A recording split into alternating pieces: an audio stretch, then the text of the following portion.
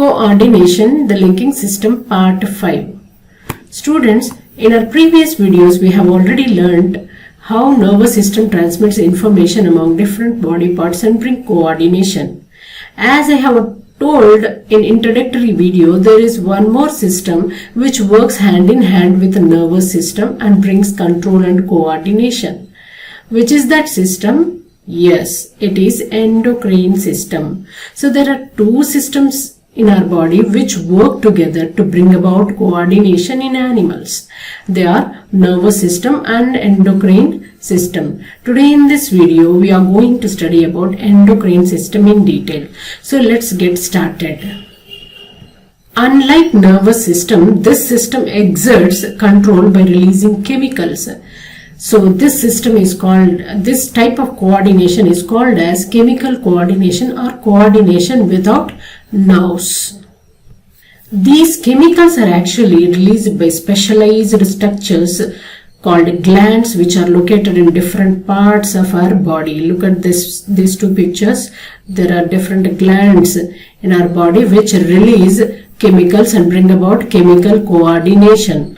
So we can say endocrine system is made up of glands and it brings about coordination by releasing chemicals. These chemicals are called as hormones because they bring harmony in the body. Let us understand about these hormones and how they bring about harmony with an example, insulin, which is secreted by the gland pancreas. So let's see the story of insulin. In 1868, Paul Langerhans, a professor of pathology, while working on structure of pancreas, noted certain patches of cells. You can see here, these are the patches of cells he has observed. These patches of cells are quite different in appearance from other cells and they are richly supplied with blood vessels when compared to the other cells. These cells are named after him as islets of Langerhans. Islets means islands, and as they were first seen by Langerhans, they are called as islets of Langerhans.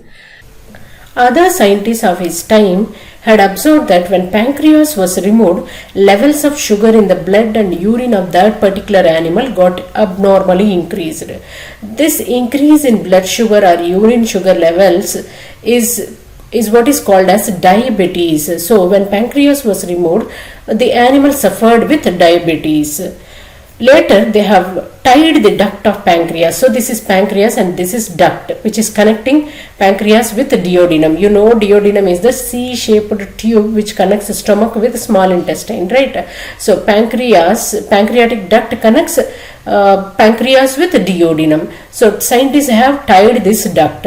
Later, they have observed that the pancreas got degenerated, means it got shrunken in size. But the islets of Langerhans cells were intact. Though the pancreas got degenerated, the islets of Langerhans remained intact. And surprisingly, in that particular animal, there was no diabetes. The blood sugar levels are quite normal. From that, they have understood that the islets of Langerhans are releasing some chemical directly into blood, which is controlling the blood sugar level. Got it? So they understood islets of Langerhans is releasing some chemical, and later after few years it was named as insulin, which means island. Insulin is a word derived from Latin word insula, which means island. Now after 10 years of this research, there were 4 scientists named Toronto, Banting, Best and McLeod. They have isolated insulin from a degenerated pancreas in an animal. How we can make degenerated pancreas? Just by tying pancreatic duct. By tying pancreatic duct, the pancreas gets degenerated. From such pancreas, they have isolated insulin and they have injected this insulin to a dog which has no pancreas, and they have found that the blood sugar levels are quite normal. So this confirms that islets of Langerhans is releasing insulin, which is controlling blood glucose levels. From then, insulin is being produced in large quantities and is being used for diabetic patients in the form of insulin injection. This is the story of insulin. From this story, we can understand that glands release their chemicals, that is hormones, directly into blood, and they don't require any ducts. Also, we can know that hormones are produced at some place and can have their effect at some other place. For instance, if you take insulin, insulin is produced in pancreas and its effect is seen in blood. Understood? So, in summary, we can say chemical substances which coordinate the events occurring in different parts of the body are called as chemical coordinators, and these chemical substances, they are produced inside glands and get circulated to destined body part. Destined body part means body part which requires the hormone. Okay, so it gets circulated to the destined body parts through blood. And those chemicals are called as hormones. Hormones is the name given to them. Hormo means impel. Impel means imposing its own action. So hormones impose their action. These glands don't have ducts. Their secretions are directly released into blood, except liver and pancreas. Though pancreas has duct, it doesn't release insulin through the duct. It releases directly into blood. That's what we have seen in the story of insulin, right? So these glands, they don't have ducts. If they have, also they don't secrete their secretions into the duct. They release directly into blood. So this whole system of ductless glands is what is called as endocrine system, and this system works together with nervous system to bring total body under control and coordination. Now, insulin is one of the many hormones and pancreas is one of the many glands. There are other glands in our body which secrete their own hormones and have their own action. So let us see in this table what are the other glands, what are the hormones secreted by them, and what is the action they execute in the body. So there are many endocrine glands. Only few important glands are given in your syllabus. Let us see them one after the other. Our first gland is pituitary. So where is pituitary located? Pituitary gland is located at the floor of the brain. So see here, this is the floor and here is the pituitary gland hanging out from hypothalamus. So this is the pituitary gland. What are the hormones secreted by pituitary gland? They are somatotropin, thyrotropin, gonadotropin, adrenocorticotropic hormone, luteinizing hormone, follicle stimulating hormone. So 6 hormones are released by our pituitary gland in total. Let us see their functions. Somatotropin, this is also called as growth hormone. This hormone is responsible for our growth. This hormone acts on bones and make them grow. As bones grow, the muscles attached to them also grow and bring about growth. This hormone is more released during adolescence, puberty. This is because during adolescence growth occurs maximum. So we can see high levels of somatotropin during adolescence. Next it is thyrotropin. Thyrotropin activates another gland called thyroid gland. I'll show you thyroid gland where it is located in my next slide. So thyrotropin activates another gland called thyroid gland. Next, gonadotropin. The name itself is saying that it activates gonads. What are gonads? Gonads are sex organs. So in females it activates ovary and in males it activates testis to release their hormones. Next, adrenocorticotropic hormone. This hormone activates another gland called adrenal gland. I will show you where it is in coming up slides. So it activates, stimulates means activates. It activates adrenal gland to release its secretions. Next it is luteinizing hormone. In case of males, luteinizing hormone helps in secretion of testosterone. You know that testosterone is the male hormone, right? So testosterone is secreted under the influence of luteinizing hormone. Next, in case of females, this luteinizing hormone helps in ovulation. Ovulation means release of ova from the ovary. After the release of ovum from the follicle, the ruptured follicle develops into a structure called corpus luteum. You can see this yellow structure here. This is corpus luteum. So you know that ova develops into in cellular chambers, specialized chambers inside ovary, and those cellular chambers are called as follicles. As the follicles grow, they mature and they become Graafian follicles. So from Graafian follicle, the ovum gets released. After the release of ovum, the Graafian follicle is nothing but matured follicle, becomes corpus luteum, and this corpus luteum releases a hormone called progesterone, which helps in the development of uterus. Understood? So all these events are under the control of luteinizing hormone. What are the events? Release of ovum, development of corpus luteum from the ruptured Graafian follicle, and then secretion of progesterone from corpus luteum. All these events are under the control of luteinizing hormone. Next, coming to follicle stimulating hormone. This is also called as FSH. In males, it controls spermatogenesis. Spermatogenesis means production of sperms. Understood? Next, in case of females, it helps in the growth of Graafian follicles. So these follicles, the growth of these follicles is under the control of FSH. Right? Next, it also controls estrogen production. Estrogen is the female sex hormone, and the production of estrogen is also under the control of FSH. Next, it helps in milk production and secretion after delivery. So after delivering baby, the mammary glands produce milk and it gets secreted, and this is under the control of FSH. Did you understand the functions of pituitary gland? If you see the pituitary hormones, some of the hormones are controlling other glands. They are activating other glands. So our pituitary is called as master gland because it is regulating other glands to release their hormones. Understood? So we call pituitary as master of orchestra or master gland of endocrine system. Next, let us see about another gland, that is thyroid gland. Where is thyroid gland located?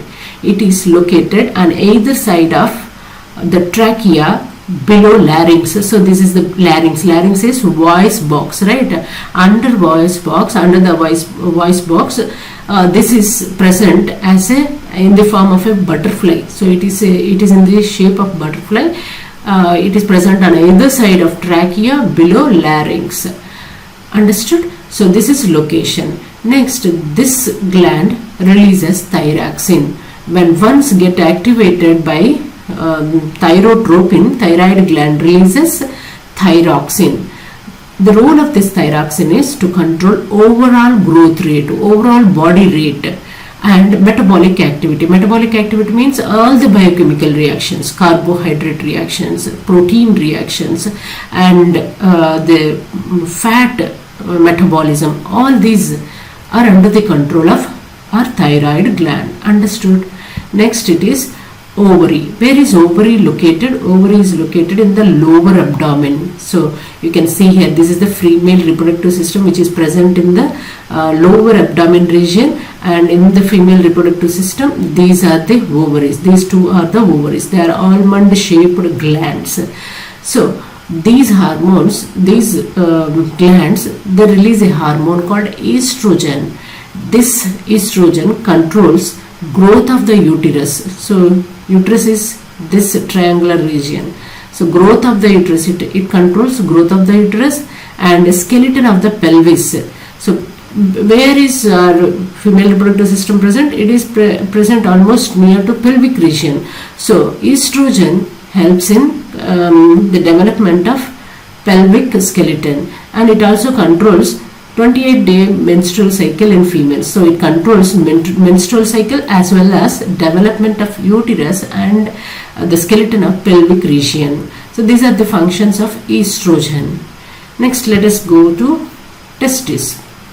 Testis is male reproductive organ. You know where it is present. It is present inside scrotal sac outside the body. Then this testis releases a hormone called as testosterone. This testosterone controls secondary sexual characters in males. What are the secondary sexual characters? They are growth of face on hair on face, that is beard, muscular development, deepening of voice. Males have some deep voice, right? So that is under the control of testosterone. Next, sexual behavior and development of male sex organs. Sex organs means testis. Development of testis is under the control of testosterone. So secondary sexual characters and development of male sex organ is the role of testosterone. This is about testis. Next, it is adrenal gland. Where are adrenal glands located?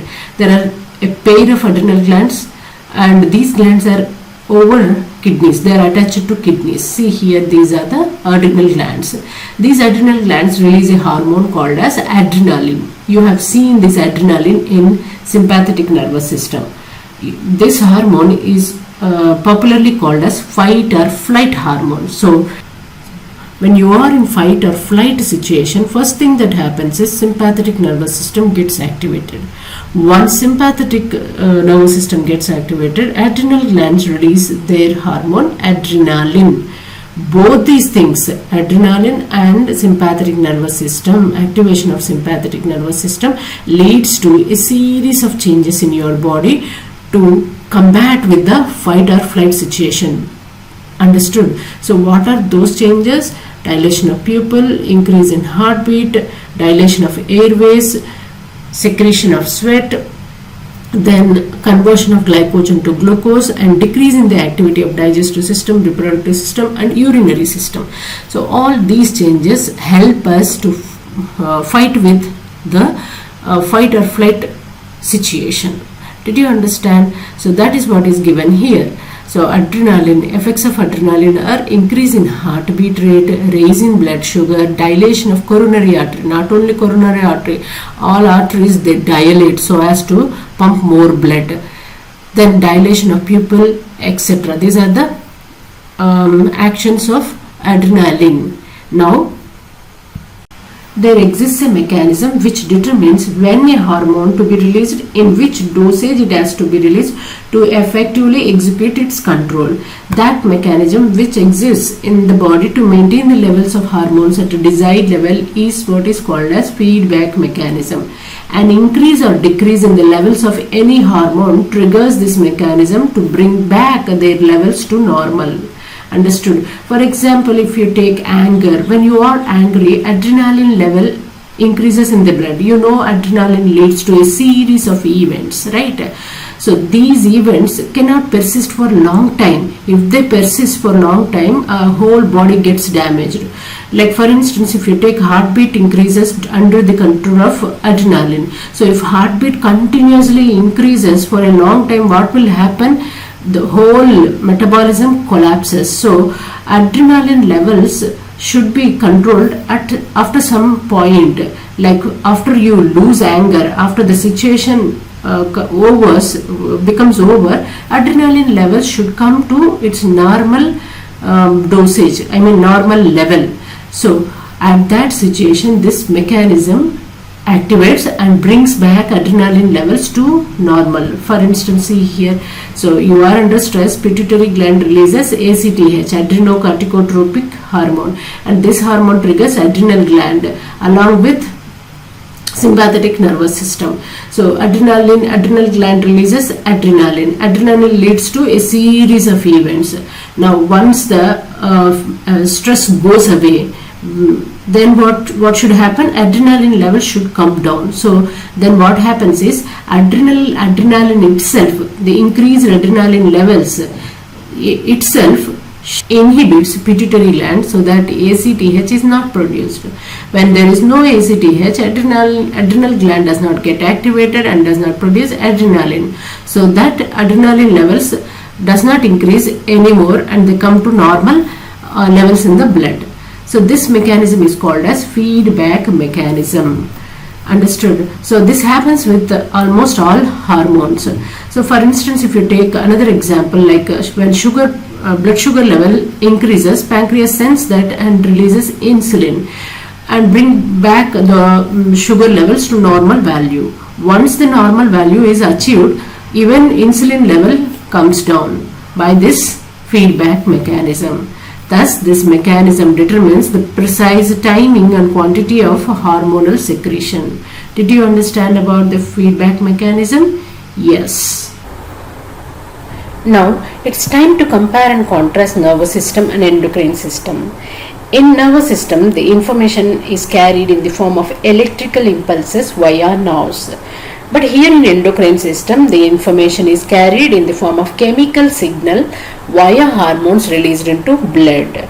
In case of nervous system, the information travels very fast because the nerves are like cables and they take the information directly to the target organ because they are directly connected to a target organ. But here there is no such connection. The hormone has to pass through blood all through the way to the target organ. So this process is slow. Okay. Next, in case of nervous system, the response of the target organ is very fast, almost instant, whereas in endocrine system the response may take seconds, few seconds to even years. So how? Let us understand this with an example. Assume that you are going on a road and you have seen a snake. What you do then? You immediately jump out of that place, right? So why the response is so immediate? Because it involved nervous communication. You have seen the snake and your eyes have sent that information to brain, and brain told your muscles to run or jump out of that place, right? So this is very quick and the response is also very quick. The transmission of information is quick and response is also quick. Whereas in endocrine system, some hormonal effects are very quick. For instance, adrenaline. When adrenaline is released, you find a series of changes. That is dilation of pupils, increase in heart rate, dilation of airways, release of blood glucose occur almost immediately.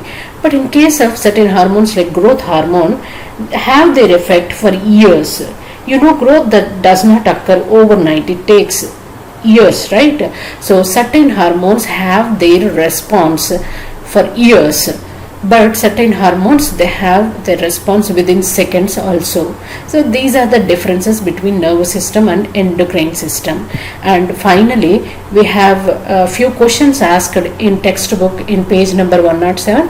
The questions and answers are given here. Please go through them. You can easily follow them. With this, we have finished coordination in animals. So in our coming up video, we are going to see coordination in plants. Thank you.